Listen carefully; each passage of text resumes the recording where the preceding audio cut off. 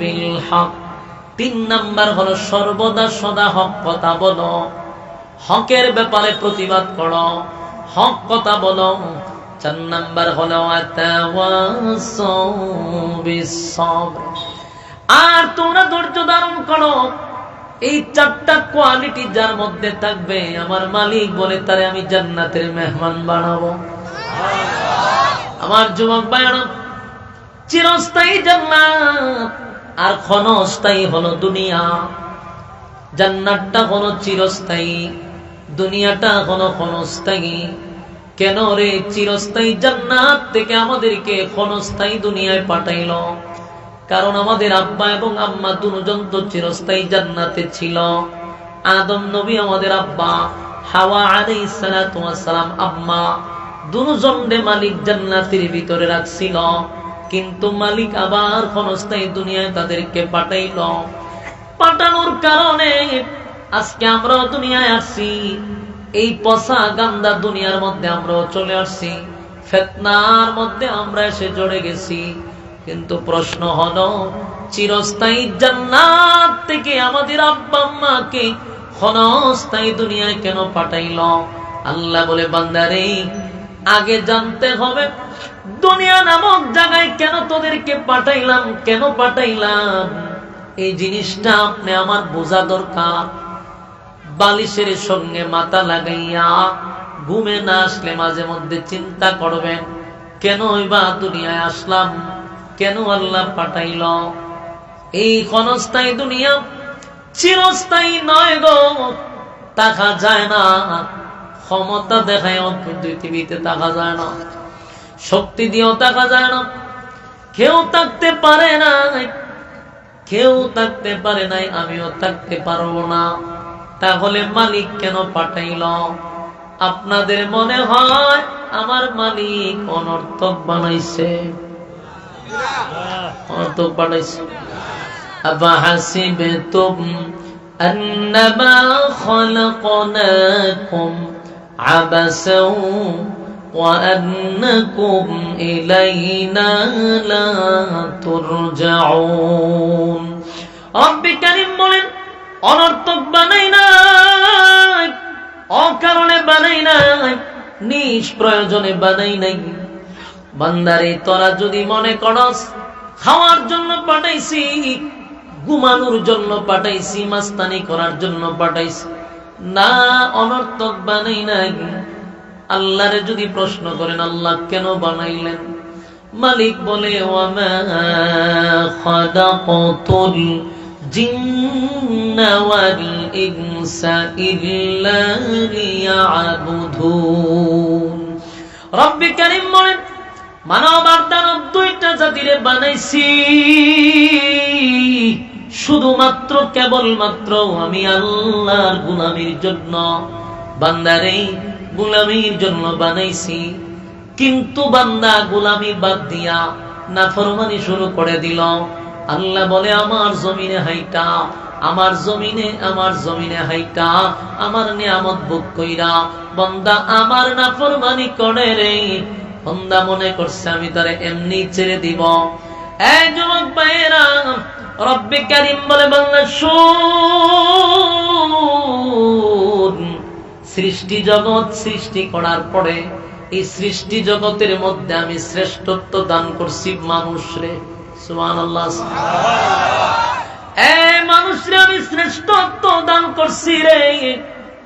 এত বিশাল আসমানের কোনো বিচার নাই, জমিনের কোনো বিচার হবে না, সূর্য চন্দ্রের কোনো বিচার হবে না, পাহাড় পর্বতের কোনো বিচার হবে না, নদী নালা সাগর খাল বিল কীট পতঙ্গ যা দেখি না, কোনো কিছুর বিচার হবে না। কিন্তু মানুষ তোরে বানাইছি, শ্রেষ্ঠত্ব দান করছি, সম্মান তোরে বেশি দিছি। আসমান বড় সম্মান বেশি দেই নাই, জমিনটাও বড়, জমিনটাও সম্মান বেশি দেই নাই। আসমানের সম্মান বেশি নয় গো, জমিনেরও সম্মান বেশি না।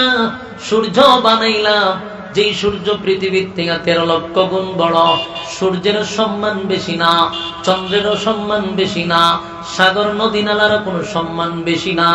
সম্মান বেশি হইল ওয়ালাকাদ কাররামনা বানি আদম, আদম রে আমি আল্লাহ সম্মানের সর্বোচ্চ জায়গায় রাখছি। এত সম্মানের এত মর্যাদা দিছি, কেন দিলাম কেন দিলাম? একবারও কি বান্দা তুই নিজে নিজে ভাবছস যে তোরে আমি এত সম্মান কেন দিলাম? আর সম্মানের কদর না করলে তোরে ভবিষ্যতে আমি কি করব? একবারও চিন্তা করলি না? আমার দেওয়া নিয়ামত খাইলি, আমার জমিনে চললি, একবারও কি তোর চিন্তা করার দরকার নাই যে আমার মালিক কেন পাঠাইল? আমার মালিক বলেন সম্মান আর মর্যাদা দিছি, এমন কি বান্দা তোরে সময় নিয়ে বানাইছি। আমরা আল্লাহ তাড়াহুড়া করে বানাইছে না, ঝটপট করে বানাইছে না। দেখেন আসমান জমিন সূর্য চন্দ্র গ্রহ নক্ষত্র সব বানাইছে 6 দিনে। সুবহানাল্লাহ, 6 দিনে বানাইছে। কিন্তু মানুষটারে 6 দিনে নয়, 6 মাসে নয়, 10টা মাস 10 দিন লাগাইয়া, সময় লাগাইয়া, আল্লাহর কুদরতি হাত লাগাইয়া বানাইছে। কত সম্মান আর কত মর্যাদা, এখানেই তো শেষ না। আল্লাহ কয় দেখ, গোটা পৃথিবী সৃষ্টি করছি, ফেরেশতা কুল আমি বানাইলাম, যেই ফেরেশতারে বানাইছি আমি নূর দিয়া, আর মানুষ তোরে বানাইছি কাদা মাটি দিয়া। তাহলে ফেরেশতা নূরের জাতি, মানুষ হইল মাটির জাতি। আল্লাহ ভাই বান্দারে একবার খেয়াল করে দেখ, ফেরেশতা নূরের জাতি হওয়া সত্ত্বেও ফেরেশতারে হুকুম দিছি সিজদা কর আদম রে, তার মানে সিজদা করাইয়া আদমের সম্মানটা দিছি বাড়াইয়া। সুবহানাল্লাহ। সিজদা যারে দেয় সে দামি, তাই আমি ফেরেশতারে দিয়া আদম রে সিজদা দেওয়াইলাম, ফেরেশতারে ছোট করলাম, মানুষরে বড় বানাইলাম, সম্মান আর মর্যাদা মানুষকে দিলাম। আমরা অনেক সময় কেউ যদি সুন্দর হয়, তাহলে আমরা অনেক সময় হই লোকটা ফেরেশতার মতো সুন্দর হয়নি, হয় সুন্দর কি অস্থির, এটা ফেরেশতার মতো সুন্দর, তো ফেরেশতার জীবনও দেখছে না। ফেরেশতাদের সুন্দর আমার মালিক কোরআনেও বলে নাই, নিজের চোখেও দেখি নাই, আন্তাজি হয় ফেরেশতার মতো সুন্দর। অথচ আল্লাহ একটা দুইটা নয়, 4টা কসম করছে মানুষের ব্যাপারে। সুবহানাল্লাহ। আল্লাহ বলেন ওয়াতিন, 3 ফলের কসম, ওয়াজাইতুন, জাইতুন ফলের কসম, ওয়াতুরে সিনিনা, সিনাই পর্বতের কসম, ওয়াহাযাল বালাদিল আমিন। আল্লাহ কয় 4টা কসম, মক্কা মদিনার কসম।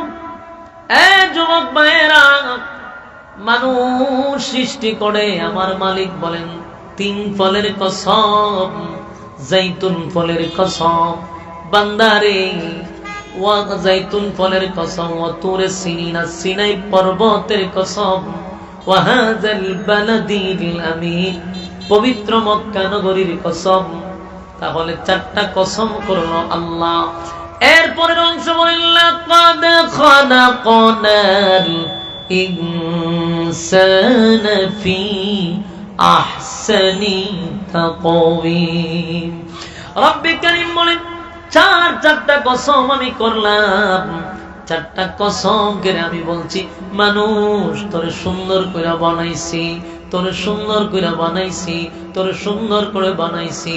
ফেরেশতা সুন্দর প্রমাণ নাই, আসমান সুন্দর প্রমাণ নাই, জমিন সুন্দর কোনো প্রমাণ নাই, কিন্তু মানুষ সুন্দর একটা দুইটা নয় গো, 4টা কসম আছে। আল্লাহ এত সম্মান আর মর্যাদা মানুষকে দিছে, ফেরেশতাদের চেয়েও বেশি সম্মান মানুষের। এই সৃষ্টি জগতের মধ্যে শ্রেষ্ঠত্ব দিছে মানুষের। এত সম্মান এত মর্যাদা দিয়া বানাইল, বানানোর পরে আল্লাহ আমাদেরকে একটা দায়িত্ব দিছে, ওমা খালাকুতুল জিন্না ওয়াল ইনসা ইল্লা লিয়াবুদুন। আমার যুবক ভাইরা, মানুষ বানানোর পরে আল্লাহ বলেন মানব দানব শুন, আমি আল্লাহর গোলামীর জন্য তোরে বানাইছি, এই ক্ষণস্থায়ী দুনিয়ায় তোরে পাঠাইছি গোলামির জন্য। বান্দারে আমি তোরে চিরস্থায়ী জান্নাত থেকে ক্ষণস্থায়ী দুনিয়ায় পাঠাইছি কিসের জন্য? আযান দিতেছে ছেড়ে দেবেন।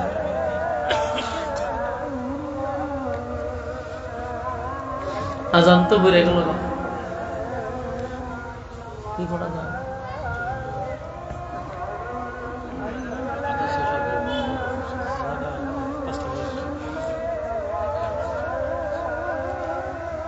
একটু বসেন, আযানটা শেষ হোক।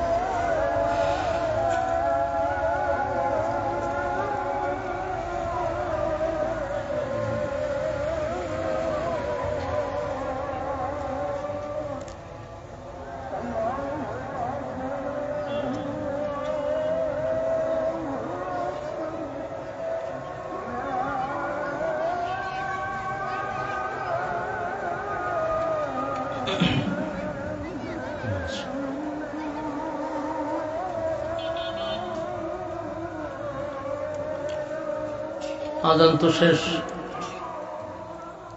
আপনারা কি বসবেন? একটু চলবো, আমার পরে আযান হবে, এরপর নামাজ হবে ইনশাআল্লাহ। বসেন, আমরা আর কয়েক মিনিট চলুক ইনশাআল্লাহ, এরপরে তো আযান হবে। এখানে জামাত ফিরে নিবেন, অসুবিধা নেই। যে বিষয়গুলো আপনাদের সামনে উপস্থাপন করছি, এটা হলো মূল কথা।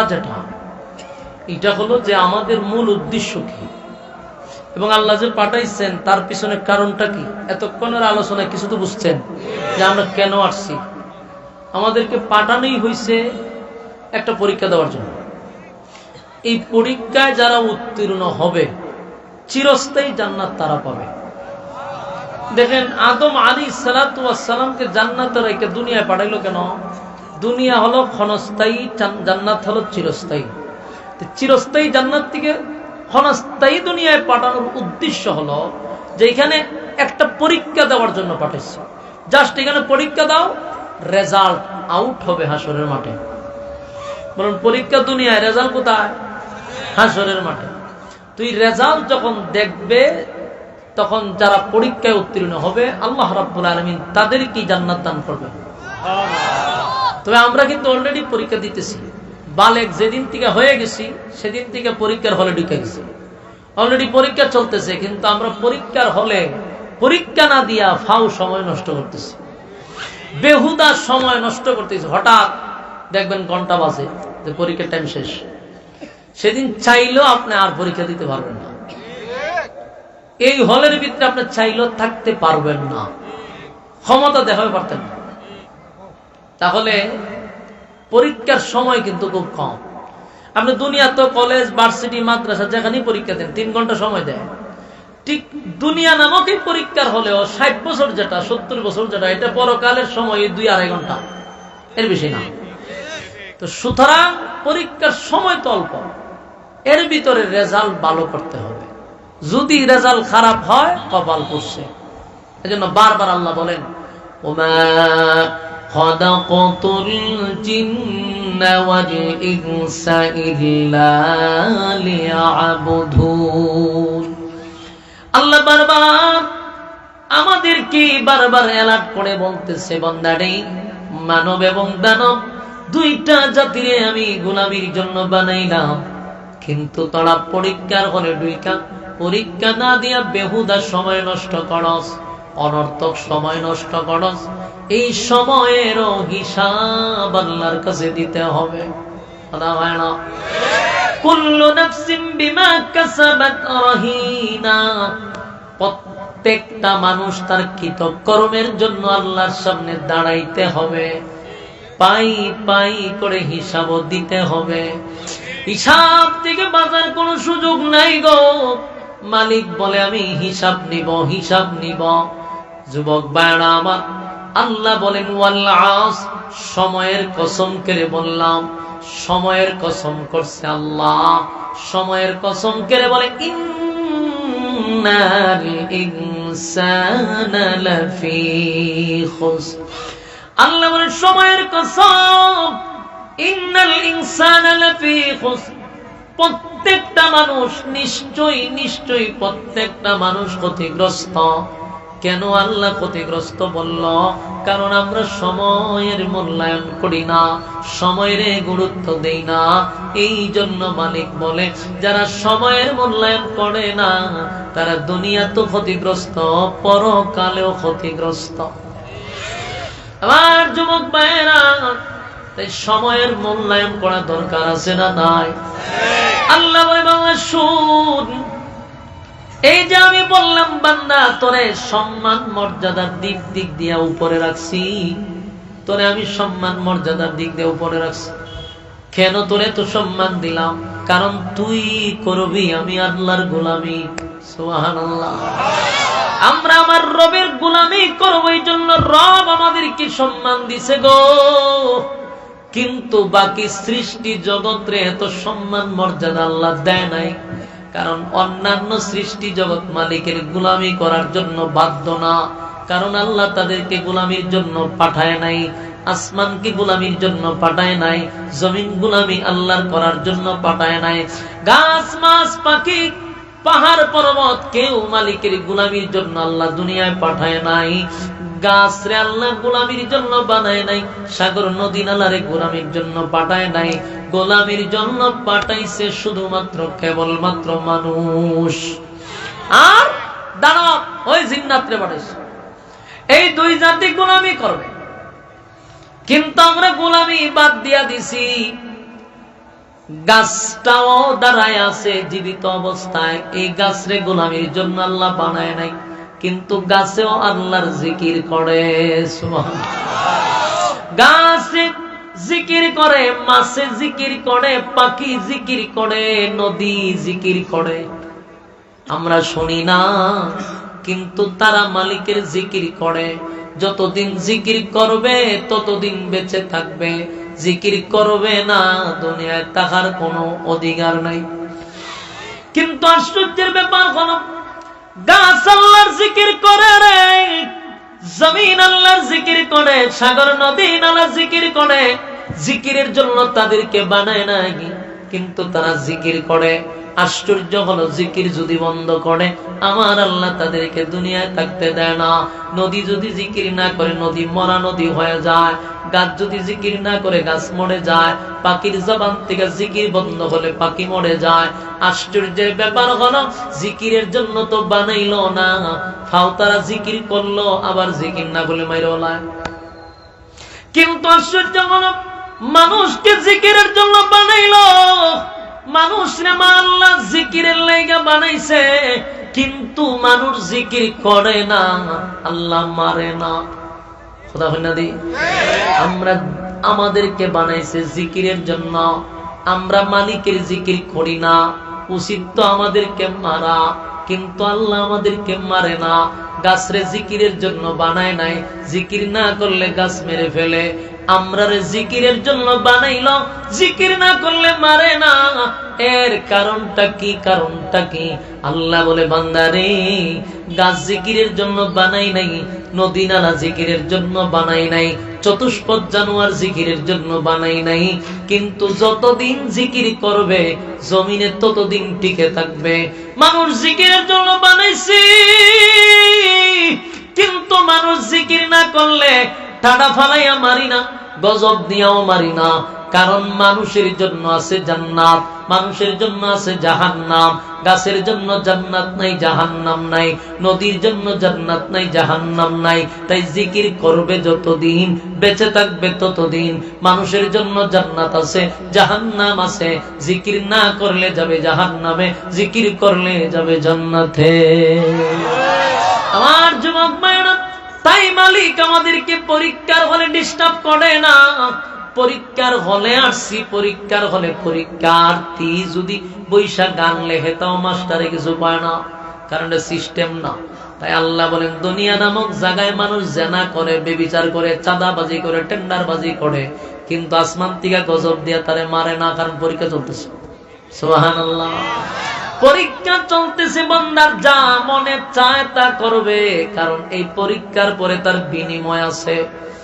রেজাল্ট যখন আউট হবে সেদিন বান্দা বুঝতে পারবে কোন আকাম কুকাম পরীক্ষার হলে করছে। ঠিক আমার যুবক বাড়ব। তাহলে প্রশ্ন হলো, বাকি মাখলুকাত কেন বানাইলো? স্পষ্ট বক্তব্য, গাছ, নদী, নালা, পাখি, যা দেখি আমরা চোখ দিয়া, এক চন্দ্র, সূর্য, গ্রহ, নক্ষত্র, পাহাড়, পর্বত, নদী, নালা, খাল, বিল, কীট পতঙ্গ, যা দেখি সৃষ্টি জগৎ, সমগ্র সৃষ্টি জগৎ আল্লাহ বানাইছে মানুষের গোলামির জন্য। সমস্ত কিছু মানুষের গোলামি করে। সূর্য মানুষের গোলামি করে রে, চন্দ্র মানুষের গোলামি করে, আসমান মানুষের গোলামি করে, জমিন মানুষের গোলামি করে, গাছ মানুষের গোলামি করে, সাগর নদী নালা মানুষের গোলামি করে। মানুষের গোলামির জন্য আল্লাহ বানাইছে, আর মানুষরে বানাইছে মালিকের গোলামির জন্য। যুবক ভাইরা আমার, যদি কোনো মানুষ মালিকের গোলামি করে, আল্লাহ কয় সমস্ত মাখলুকাত তোর গোলামি করতে বাধ্য। সুবহানাল্লাহ। বাড়ি দিয়া আপনি যদি মালিকের সঙ্গে সুসম্পর্ক করেন, মালিকের সাথে যদি সম্পর্ক ভালো রাখেন, তাহলে সমস্ত মাখলুকাত আপনারে ভালোবাসবে, সমস্ত মাখলুকাত আপনার গোলামি করবে। সুবহানাল্লাহ। কেউ যদি আপনারে ভালোবাসে, বুঝবেন এটা আপনার জন্য না, আল্লাহর ইশারায় আপনারে ভালোবাসে। কথা হয় না? আপনারা যদি কেউ মহব্বত করে, মনে করেন আপনারে মহব্বত করে কেউ গলায় জড়ায়া ধরছে, আপনারে ভালোবাসে, এটা আপনার নয়, আপনারে আল্লাহ ভালোবাসে, এই জন্য আরেকজনের দিলে আপনার ভালোবাসা টাইলা দিছে। সে আপনারে মহব্বত করে, কারণ আল্লাহ আপনারে ভালোবাসে, এই জন্য আরেকজন আপনারে ভালোবাসে। এই জন্য আগে মালিকের সঙ্গে সুসম্পর্ক করতে হবে। মালিক যদি আমারে ভালোবাসে, তাহলে তামাম পৃথিবী আমারে ভালোবাসবে। সুবহানাল্লাহ। এই যুবক ভাইরা, যার যতটুক মালিকের সঙ্গে মহব্বত, মাখলুকাতের ভালোবাসা তার জন্য এতটুকুই বরাদ্দ। সুবহানাল্লাহ। আমার যুবক ভাইরা, যদি আপনি মালিকের গোলামি করেন রে, তাহলে মাখলুক আপনার কথা শুনতে বাধ্য। খলিফাতুল মুসলিমিন উমরের একটা ঘটনা পড়ছিল। হযরত উমর যখন 50টা রাষ্ট্র পরিচালনা করত, কয়টা রাষ্ট্র? এইটাই ইয়াদ রাখা দরকার। কয়টা রাষ্ট্র? তার মানে অর্ধ পৃথিবী। এখন আমেরিকা একটা রাষ্ট্র, রাশিয়া একটা রাষ্ট্র, ইন্ডিয়া একটা রাষ্ট্র, বাংলাদেশ একটা রাষ্ট্র। আপনি চিন্তা করেন, 50টা রাষ্ট্র উমরের আঙ্গুলের ইশারায় চলত। সুবহানাল্লাহ। এক আমেরিকার প্রেসিডেন্ট হইয়া কত বাপ, হ্যাঁ, এক রাশিয়ার প্রেসিডেন্ট হইয়া তাদের কত বাবা, আর হযরত উমর 50টা দেশ চালাইছে রাষ্ট্র আঙ্গুলের ইশারায়। সুবহানাল্লাহ। তো উমর চালাইতো পুরা 50টা রাষ্ট্র। তো এক এক দেশের, এখন যেমন মনে হয় বাংলাদেশ আছে, এটা তো প্রথম উনার আয়ত্তের ভিতরে, তখন তো আর একটা খন্ড খন্ড ছিল না, এটারও দেশ একটা দেশই মনে হইতো। এটারে মনে করেন জেলা হিসেবে বানাইলো। বাংলাদেশ একটা জেলা, হ্যাঁ, আমেরিকার একটা জেলা, এরকম। তো হযরত উমরের প্রতিনিধি আছে সব জায়গায়। এর মধ্যে একজন প্রতিনিধি হলো মিশরে, উনি ওই মিশরের সাইডটা পরিচালনা করে। আবার আরেকজন মনে করেন আমেরিকার সাইডটা একজন পরিচালনা করে। এরকম জায়গায় জায়গায় লোক আছে। তো মিশরের মানুষের মূল আয়ের উৎস হলো ফসলি জমি। তাদের মূল যে তখন আয়ের উৎস ছিল কৃষি, তারপরে ফসল উঠাইয়া এই মিশরের মানুষ চলত। তো এদের কৃষি করতে গেলে এদের প্রধান হাতিয়ার হলো নীল নদ। এই নীল নদের পানি দিয়ে এরা কৃষি কাজ করে, ফসল ফলা, দেশের জনগণ চলে। নীল নদের পানি শুকিয়ে গেলে তাদের ফসল বন্ধ, দেশে দুর্ভিক্ষ শুরু হয়। এটা মিশরের আগের থেকে আসছিল, মানে পানি শুকায় গেলে দেশে দুর্ভিক্ষ শুরু হয়েছে। তো একবার পানি শুকায় গেছে, দুর্ভিক্ষ শুরু হয়েছে, ভয়াবহ পরিস্থিতি, কৃষি মিশি সব বন্ধ। তো ওখানকার যিনি পরিচালনা করতেন রাষ্ট্র, উনার নাম ছিল আমর ইবনুল আস। উনার অফিস গিয়ে ঘেরাও দিছে সব দেশের মানুষ, আন্দোলন শুরু করছে, পানি দিতে হবে নাইলে গদি ছাড়তে হবে। কথা বুঝতেছেন নি? ইয়ারা চতুর্দিকে ঘেরাও করে আন্দোলন শুরু করছে। আমর ইবনুল আস কয়, ঘটনা কি তারে? আমার অফিস টফিস দিয়ে ঘেরাও করলো। খায়, আপনি কি পানি দিবেন না গদি ছাড়বেন? আমর ইবনুল আস বলে, বেটা পানি কি আমি দেই? উপর থেকে পানি দিলেন না তোরা পানি পাইতে? এটা তো আমার রাষ্ট্রের কোনো কাজ না। হয় না, পানি দিতে হবে।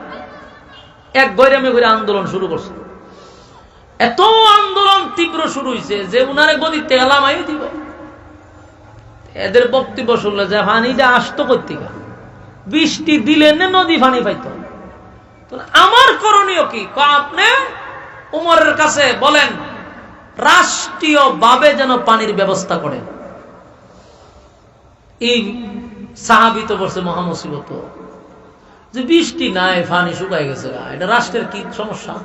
হয় না, রাষ্ট্রীয় ভাবে আমরা পানির ব্যবস্থা করেন।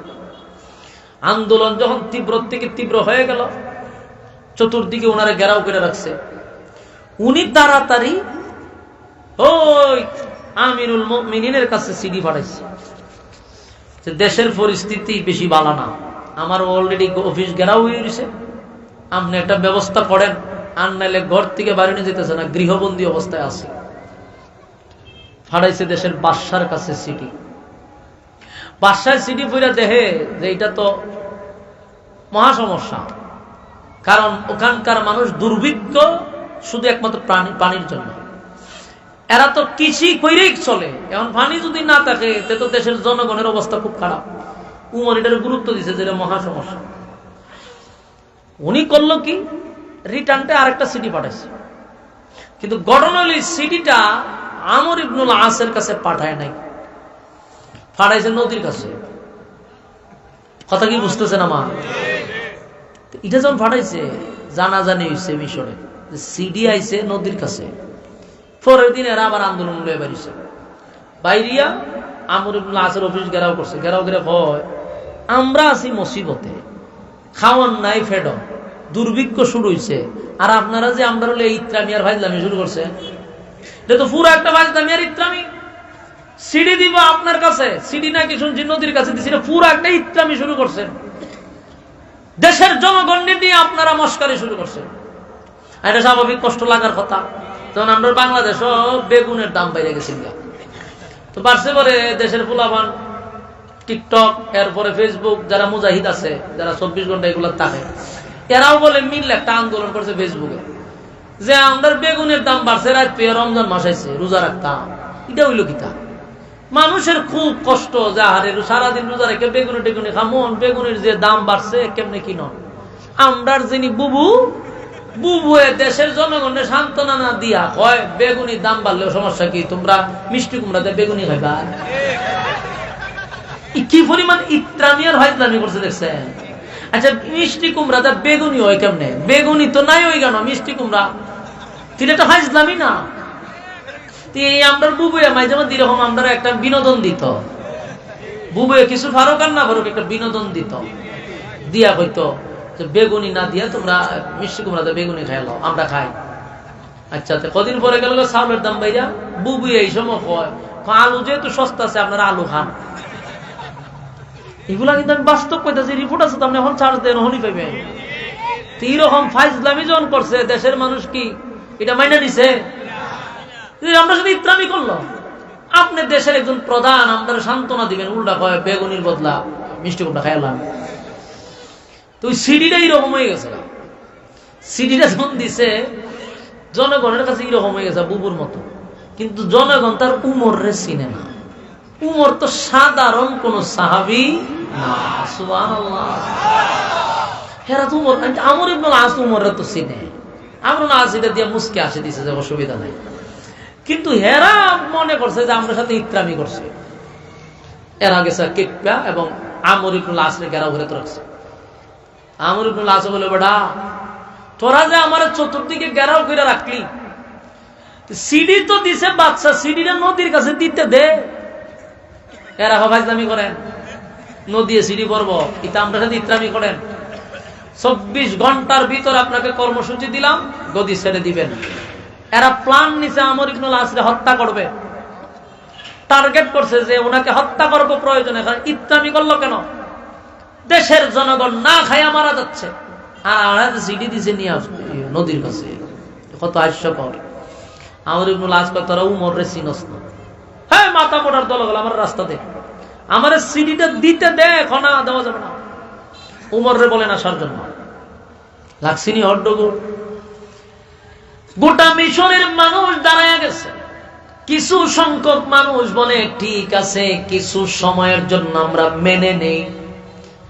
খলিফাতুল মুসলিমিন হযরত উমর কেমনে এই জনগণের সঙ্গে এমন একটা তামসা করলো, ইয়ার কি মারল। আমর ইবনে আস বলে, সাবধান, উমরের ব্যাপারে এমন কথা তোমরা বলবা না। উনি দেশের বাদশাহ, অর্ধ পৃথিবীর বাদশাহ।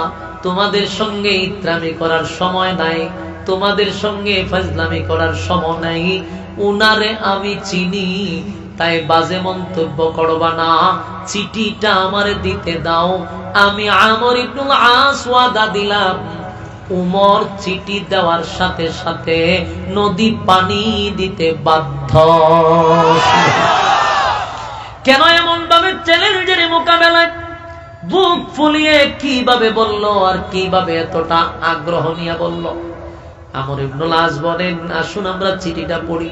চিঠির মধ্যে লেখছে, হ্যাঁ নদী, তোরে আল্লাহ কেন বানাইছে? মানুষের গোলামি করবার লেগা। তোরা তো বানাইছে মানুষের গোলামির লেগা, তুই মানুষের গোলামি বন্ধ করলি কে? যদি তুই মানুষের গোলামি চালু না করস, তাহলে পৃথিবীর মানচিত্রে নীল নদ থাকবে না। আমি উমর রাষ্ট্রীয় ভাবে বরাদ করে দেব, কারণ আল্লাহ বানাইছে তোরে আমাদের গোলামির জন্য। তুই গোলামি বাদ দিলে কেন? কথাটা কি আমার বুঝতেছেন? বলুন, মাখলুকাত বানাইছে কিসের জন্য? মানুষের গোলামির লেগা। নদী আমাদের গোলামি করে, গাছপালা তরুলতা আমাদের গোলামি করে, সূর্য আমাদের গোলামি করে, রৌদ্র দেয় আমরা গোলামি করে। আর আমরা বানাইছে মালিকের গোলামির লেগা। তবে আপনার গোলামি কখন মাখলুকাত করবে? যখন আপনি আল্লাহর গোলামি করবেন। কথা হয় না? আমর ইবনে আস বলেন, মিশরের মানুষেরা ক্ষিপ্ত হইও না, রাগান্বিত হইও না, হাসি তামসা কইরো না। আমি উমরে ভালো করে চিনি, কারণ উমরের সম্পর্ক হলো নদীর মালিকের সঙ্গে। নদীর মালিকের সাথে সম্পর্ক কইরা লাইছে উমরে। উমর যদি মালিকের সাথে সম্পর্ক কইরা লাগ, বলুন তো দেখি কর্মচারী গণার টাইম আছে? আপনারা মনে করেন এখানে বড় একটা কোম্পানি, কোম্পানির মালিকের সাথে যদি আপনি আমার সম্পর্ক থাকে, তাহলে কর্মচারী গণার টাইম আছে? কর্মচারী যদি বলে স্যার যেতে বেটা তোর মালিকের শুনতে, মানুষ এটা ফাঁক করলো না। মালিকের সাথে সম্পর্ক, তোর সাথে কথা কর টাইম আছে নাকি?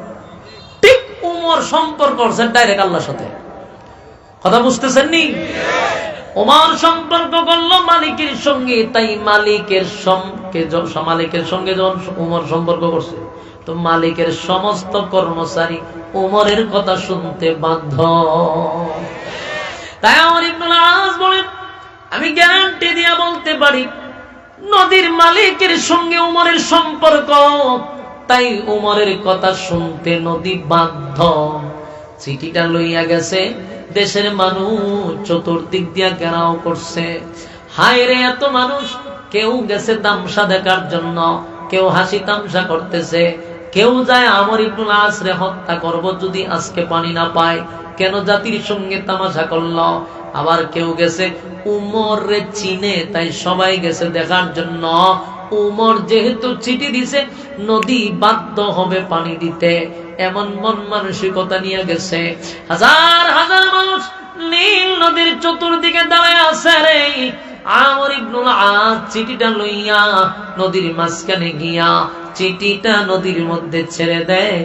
আর আমর ইবনুল আসকে মানুষ চিৎকার দিয়া ডাকতে লাগলো, ও আমর ইবনুল আস, আপনি তাড়াতাড়ি দৌড়ান, পিছনে পানি আসতেছে, জোরে কোন সুবহান। কারণ নদী আমর ইবনুল আস বলেন নদী উমরের কথা শুনতে বাধ্য, কারণ উমর শুনে নদীর মালিকের কথা, নদীর মালিকের সঙ্গে তার সম্পর্ক, তাই কর্মচারী উমরের কথা শুনতে বাধ্য। যুবক ভাইরা আমার, এখান থেকে স্পষ্ট কথা হলো, আল্লাহ আমাদেরকে বানাইছেন ওমা খালাকতুল জিন্না ওয়াল ইনসা ইল্লা লিয়াবুদুন, মালিক বানাইছে গোলামির জন্য। আমরা যদি মালিকের গোলামি করি রে, মালিকের গোলামি যদি আমরা করি, মাখলুকাত আমাদের গোলামি করবে, এতে কোনো সন্দেহ নাই। আমার যুবক ভাইরা, আল্লাহ রাব্বুল আলামিন বলে বাংলা সুদ সম্মান মর্যাদা দিছি, সব দিছি, এরপরও যদি গোলামি না করস আমি ছেড়ে দিতাম না। কথা হয় না? ছেড়ে দিব না। এত সম্মান আর এত মর্যাদা দিয়া বানাইলাম, আমি কিন্তু তোদেরকে ছেড়ে দিব না। ওয়ালাকাদ জারানা লিজাহান্নামা কাসীরাম মিনাল জিন্নি ওয়াল ইনস, আল্লাহ বলেন বহু মানুষ এবং জিন এগুলারে আমি দুইটা আগুন দিয়া জ্বালাবো এবং পোড়াবো। ছেড়ে দিব না জ্বালাইব। লাহুম কুলুবুন লা ইয়াফকাহুনা বিহা ওয়া লাহুম আ'য়ুনুন লা ইউবসিরুনা বিহা ওয়া লাহুম আযানুন লা ইয়াসমাউনা বিহা। আমি তোদেরকে চক্ষু দিলাম, কান দিলাম, বোঝার মতো ক্ষমতা দিলাম রে, এরপরও যদি কাজে না লাগাস, যে সম্মান দিয়াম আমি আল্লাহ তোদেরকে উপরে তুলছিলাম, ওয়ালাকাদ কাররামনা বানি আদম, সৃষ্টির শ্রেষ্ঠ বানাইলাম আমি আল্লাহ। আবার বলি, এত নিয়ামত দিলাম, যদি কদর না করস, উলাইকা কাল আনআমি বাল হুম আদাল। আল্লাহ বলেন যেই জাতিরে সৃষ্টির শ্রেষ্ঠ বানাইছিলাম, ইবাদত করার কারণে এই জাতি ইবাদত না করলে কুকুর বিড়ালের চেয়ে তোরা নিকৃষ্ট। কথা কি বুঝতেছেন? যদি আমরা ইবাদত করি, মালিকের গোলামি করি, আমাদের সম্মান যাবে সমগ্র সৃষ্টি জগতের উপরে। আর যদি মালিকের গোলামি না করি, কুকুর বিড়ালের সমান আল্লাহ বলে নাই। আল্লাহ যদি বলতো উলাইকা কাল আনআম, এখানে রেখে দিত, তাহলে সমান। আল্লাহ কয় বাল হুম আদাল, এর চেয়ে কতটা নিকৃষ্ট। নাউজুবিল্লাহ। আমরা সৃষ্টির শ্রেষ্ঠ হব না কুত্তা বিলের চেয়ে নিকৃষ্ট হইব? হ্যাঁ, সৃষ্টির শ্রেষ্ঠ হইতে গেলে 1 নাম্বার ইল্লাল্লাযীনা আমানু, 2 নাম্বার ওয়া আমিলুস সালিহাত। 1 নাম্বার ঈমান, 2 নাম্বার হলো নেক আমল। কারা কারা এই কাজগুলি করতে আগ্রহ আতুল্লাহ দেখায়া দে। লিল্লাহে তাকবীর, লিল্লাহে তাকবীর। সম্মানিত সুধী, প্রতিটা কথা আমরা যদি এই প্রতিটা